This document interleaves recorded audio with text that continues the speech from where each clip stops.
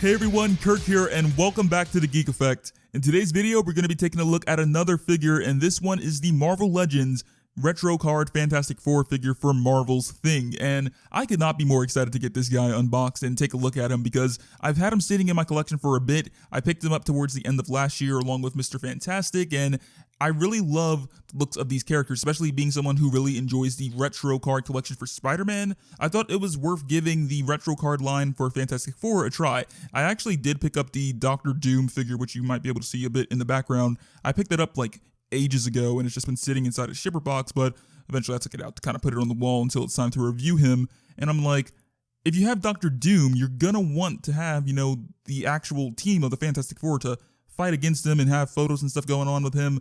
Like, you don't just want to have Doctor Doom in the collection and call it a day. Like, it doesn't feel right to me. So that's why I also had to pick these guys up. But with that being said, let's go ahead and take a look at the packaging.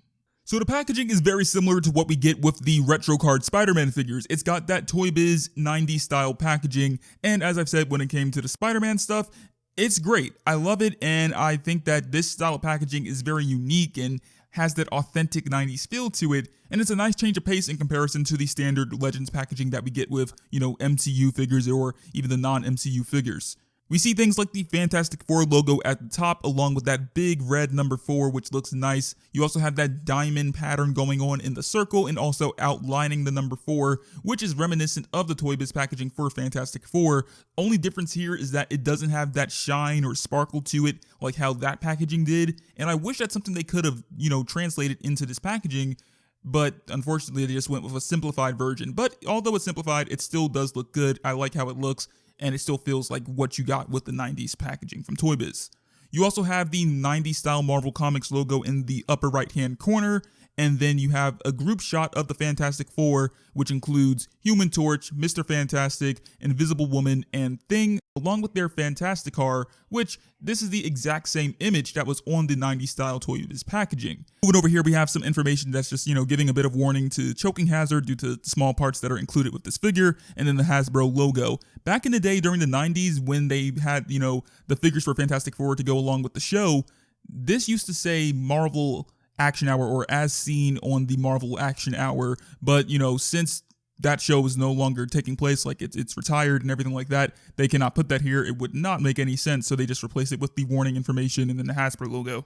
And then moving down here, we also have the display window, which features the figure, and then you also have that cutout in here, just like the Toy Biz packaging, that has the text, which says Marvel's Thing, and then you also have some character artwork for the Thing, which looks pretty neat. Flipping the box around is where we get to see some more stuff like the text for Fantastic Four once again, another shot of the Thing, and then we have this pretty cool sketch image of the Thing in black and white, which is exactly how the Toy Biz packaging looked back in the day, and it just shows you that you can swap out the heads. You have one where he's, clenching his teeth, and then the other one where he has more of that, I guess, calm or happy sort of expression. Like, he looks very silly at times with this sort of expression, but it looks like something from the comics, which is cool. And then you have some information, a bit of a read-up on the character, which says, Marvel's Thing. With his nearly indestructible body and incredible strength and stamina, the Thing possesses the ability to crush evil. And then it says that in other languages. Moving below that, we have some information on the character lineup for the Fantastic Four, Wave 1 of this collection, which you have Mr. Fantastic, Thing, of course, which we're reviewing here, Marvel's Invisible Woman, Human Torch, Psycho Man, and High Evolutionary. And then below that is just some more, warning and stuff like that, all that other good info. Now, one thing I will point out is that back in the day, some of the packaging from what I've seen used to have advertisement for the Iron Man collection that was going on for the same Marvel Action Hour line of Toy Biz figures that they were releasing. So on Fantastic Four packaging, it would advertise both the Fantastic Four figures from that collection and then at the bottom, Iron Man stuff. Obviously, they can't do that because there isn't a retro Iron Man line going on for Marvel Legends yet. I'm not sure if they're ever going to consider doing that. It would be interesting if they did. But for right now, it's just, Fantastic Four, so they're not going to include that Iron Man stuff. But let's go ahead and get this guy out of the box.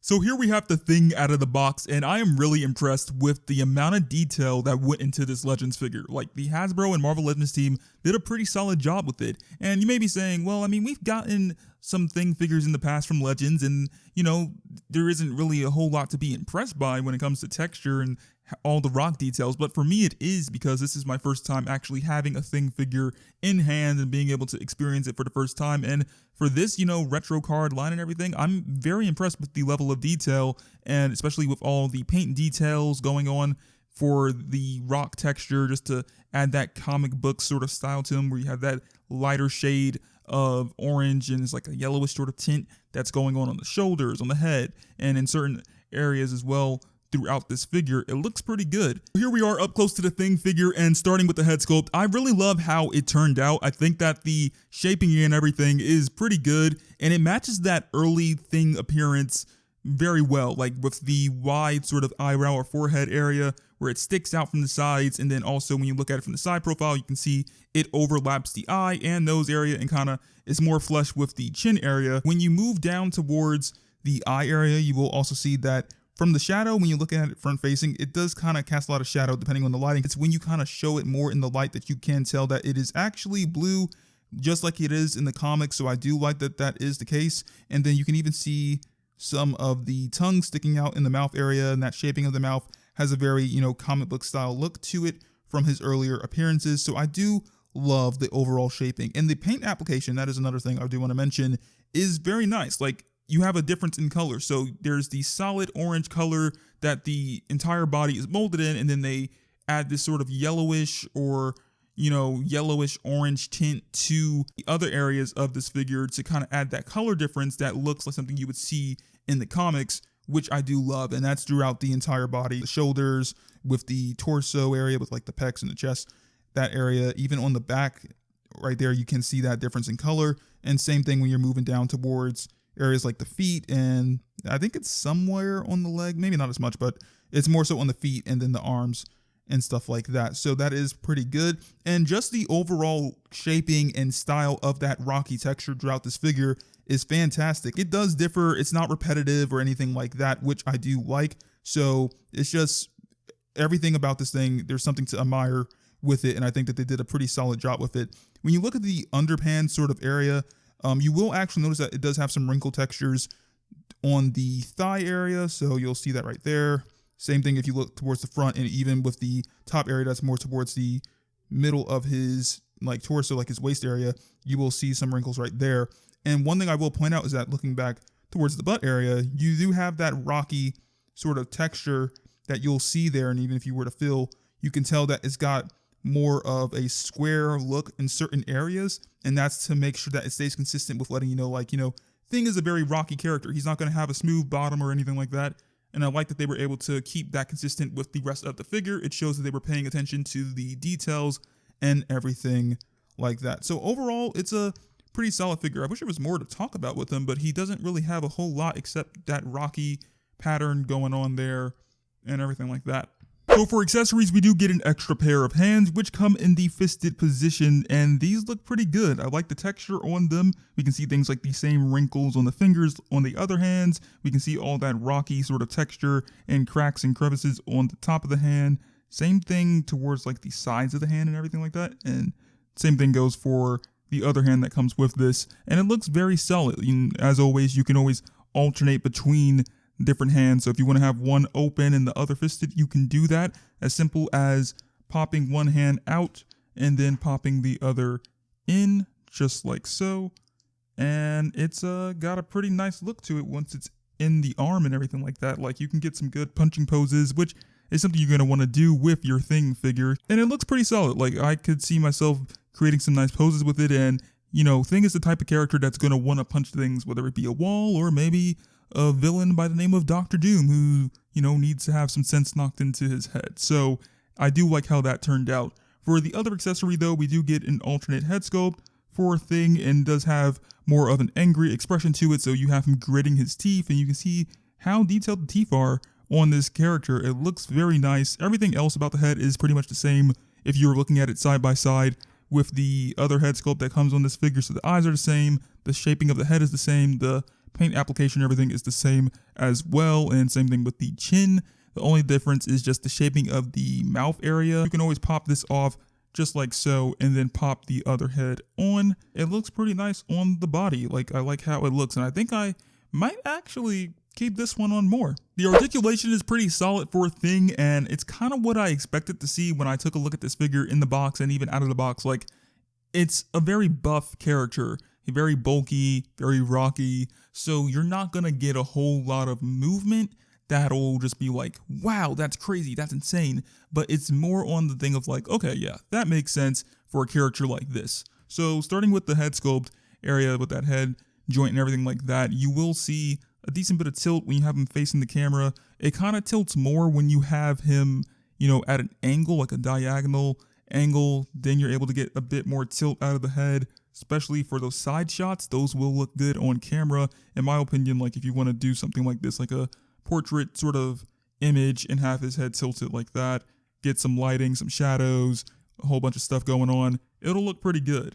And same thing goes if you want to have him tilted at this position facing this way.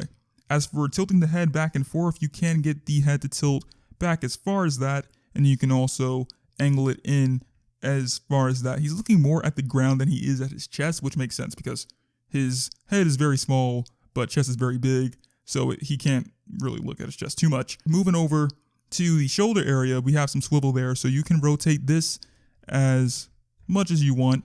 Same thing goes for the other swivel in this joint. He kind of wanted to do some splits right there for a second, but you can get that going on there.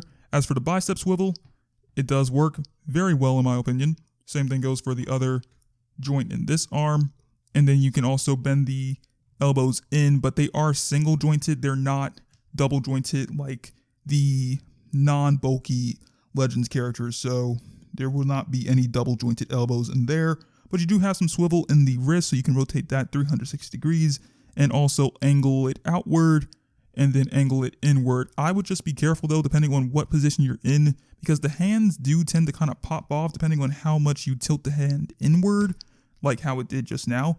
Like, you kind of want to be careful with how far you're angling them inward. Same thing goes for the other hand. As for the diaphragm cut area, you can get a decent bit of tilt backwards, but it's nothing too, you know, out there. Like, you can't really tell that he's tilted backwards. It looks more like he's just standing up, and that's probably like the only position you're going to be able to get from him if his chest is facing this word, you know, more aligned with the rest of his body. And then you can get a decent bit of ab crunch to kind of have him hunched over like that, but that's about it. That's where it stops.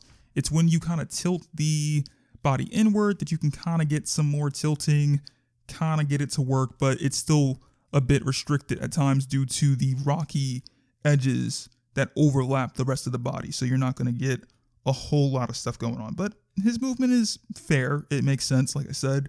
As for the waist area, you do have full swivel in that waist joint, so you can spin it as much as you want and have him at certain positions and angles, which is good. You can get him to get some decent kicks, like he can kick if he wants. He was trying to do some splits on me because the joints in this one are a tad bit loose, not too much, but I think it's when I'm kind of moving other joints and my hand is kind of putting more pressure that he'll start to do it. But hey, if you want him to do some splits, you can kind of get him to do that a bit, and it works.